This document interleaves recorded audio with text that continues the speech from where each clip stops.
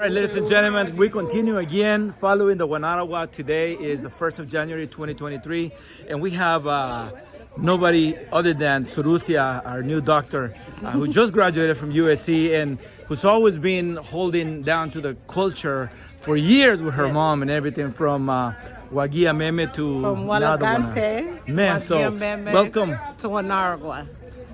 Happy New Year, everybody. I'm glad to be here. So how hard has it been working towards December 25th and January 1st? I know there has been times of rehearsals, people not coming, people coming late, and all that. Give us a little background of what it takes to do what you guys do. Well, typically they start around September, and we start practicing every other week, and then come November, because of Garifuna Settlement Day in Belize, we usually take a break and celebrate Garifuna Settlement Day in Belize, and then we do Thanksgiving break, and then we start back again. But for my family, because my husband and I are active in the community, we always work with our children on learning songs and learning the culture of the whole year long. So we went to Vegas the other day. They were learning Garifuna songs on the way to Vegas.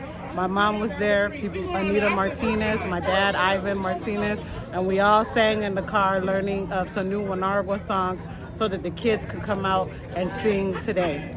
So that's how we try to keep the culture alive. And this comes naturally to you guys because that's what you've been doing for years with Wagia Meme. Yeah. I remember when the meetings that you used to have and how the teaching went on, it was coming from your mom and from the elders in the community to the point that now it's on you.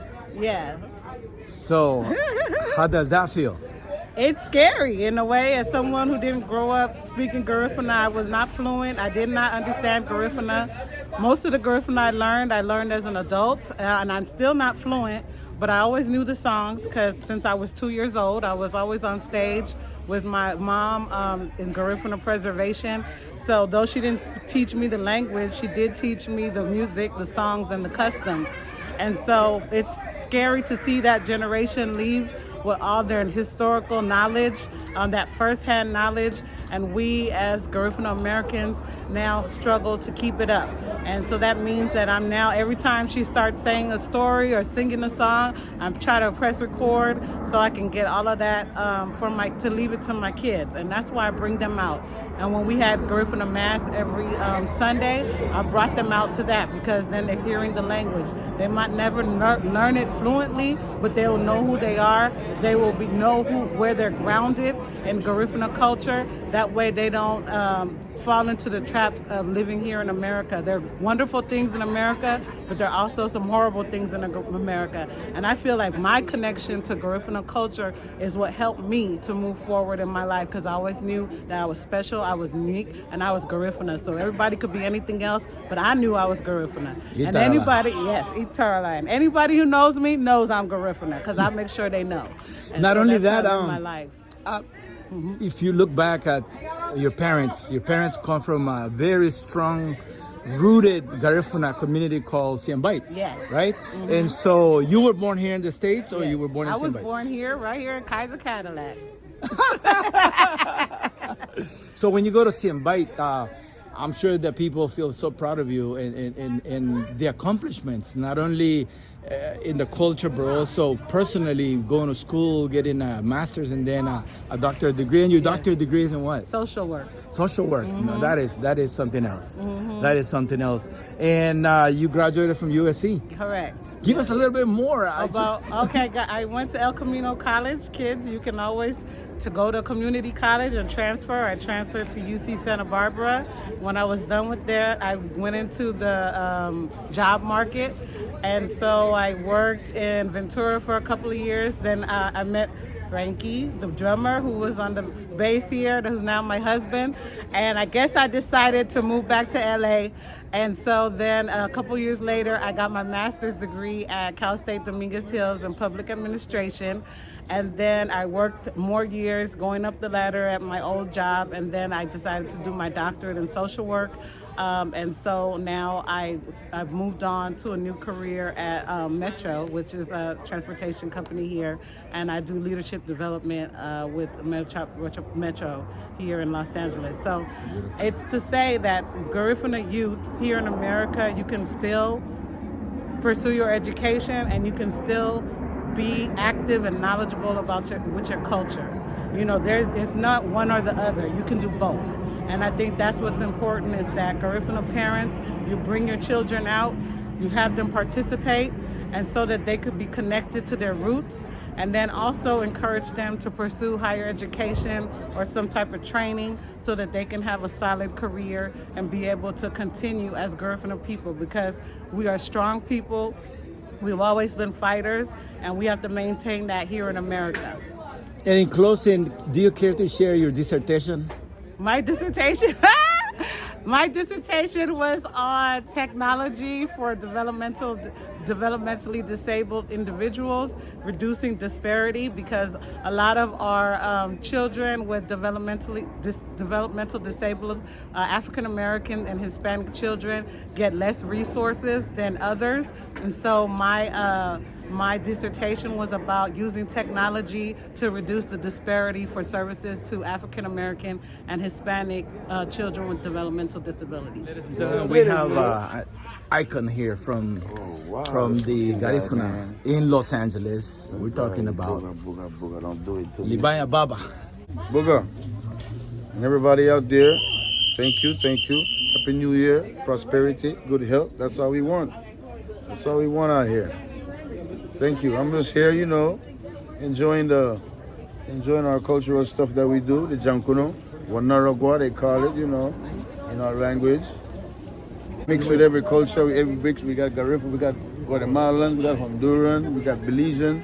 We're all dancing together. You know, like my grandfather originally from Honduras, and he used to dance traditionally like this with the dress, you know. Yeah, mulad we call it. Mulad. Yeah. You've been with the Wanaragua for years. How long approximately in LA drumming? It's been a while. I would say about a good strong 5-6 years, and maybe more. Since Flavio started it. So then Actually, we so go back that's as like a good 15 years. yeah, 20 years by now. Yeah, about a good 15 years. Yeah, 15, 20 years. And we admire you, man. We Push it really. so much I don't even keep up, you know. We just feed the culture constantly, you know. So yeah, we can't keep up with it no more. What motivates you to continue drumming? Really, my grandfather, because my grandfather always kept the drumming thing going, and I see how he influenced a lot of us, you know. He influenced me, you know, and just keeping the youngsters involved, you know. I love it. That keeps me going to where if I can teach them a certain rhythm and teach them and they pick it up and I hear it, I'm like, yeah, I'm good. You know, and it's just the other generation. Like now you see us playing, I don't even feel about it no more. I feel so good now that I see that the youngsters is playing it, they're dancing it, you know, we have drum circles, we have drum competition, shaka competition, you know. And I love it. I feel like my job, you know, as an older now, it's done, you know what I'm saying? Because the youngsters are doing it and I love it. You know, so I just feel like our job is done, man, with playing this music and pushing it into the youngsters like they do, and they responding to it like this. I love it. Hey, Debo, so much so is your devotion, man, that you always carry a drum in your car everywhere you go. I do. Okay. No, I have to tint my car a little darker now, you know. But yeah, I do because then I'm also a freelance. I'm freelancing, so you know they might call me and be like, hey, Debo, I need you at the studio here, and it's like, if I'm not working and it's convenient for me, then yeah, it happened. You know, it's happened, and I'm all open. I'm a one-man show. Don't get it twisted. One-man show and it's on. You know. Is it okay if we put your phone number on the screen later on, so when people watch this video and they want a drummer, they could actually call you directly? Oh yeah. You want a drummer? You call me. I can put it together. We're gonna get authentic music, cultural drumming. You know, 442-226-9490. 9490. If you want to catch with me, and I'm rasbone22@gmail.com. All right, and this is Gahfu. So you guys keep up with Gahfu because this is what it's about. You know, this is what it's about. We push the culture. We push the culture. Yes. All right. Ladies and gentlemen, right here in Los Angeles, we still continue the traditions of the Wanaragua. part of New Year's and of course Christmas Day, we have here someone who's been dancing with the Wanaragua for years, not 2 years, 3 years, but it's been how long? Over 20 years. Over 20 years. Can you state your name and where you're from? My name is T-Boy. I live in Los Angeles, California, and this is my culture. This is what I do every year, Christmas and New Year's. That's what I do. This is my culture, and I love it. So I've been doing it for over 20 years, and I enjoy it. You originally from Griga? Yes. All right, beautiful. Well, congratulations on maintaining the culture and doing what you do. Thank You're you. wonderful, and we'll always support you guys. Thank you. All right, Itarla. Again, we have the chief of the Wanaragua, Mr. Sampson. Tell us a little bit about how things are going today with the rain today, the 1st of January 2023, and what's expected after. 2023, Los Angeles, Wanaragua. Yeah, we had a little glimpse in the weather, but hey, thanks again to the ancestors. My belief and my understanding is that hey, when the ancestors are happy with what you're doing, they're gonna let it work. So here we are in LA today, making the best of what we can do to bring in the New Year's as Garifuna and Wanaragua of LA. Beautiful, man. Congratulations. It looks like a successful year. This time around, I see the variety and everything, plus, of course, the majority of the Belize and Wanaragua, which is a gift. It's something that shows the unity in the United States of America. I mean, Garifuna have made Los Angeles their second home. I would say the Belize and Garifuna. And you guys have claimed it to the point that not even New York, with the largest population of Garifuna, has what you guys have. So Remy continues. We've moved from St. Vincent to the Mosquito Coast. Now we're here in LA. I still got to give it out to the Garifuna that is in Chicago, New York, Atlanta. So we're all over, but I would believe, and this is just me saying this, that we have majority of the Garifuna population in America is stationed in LA County.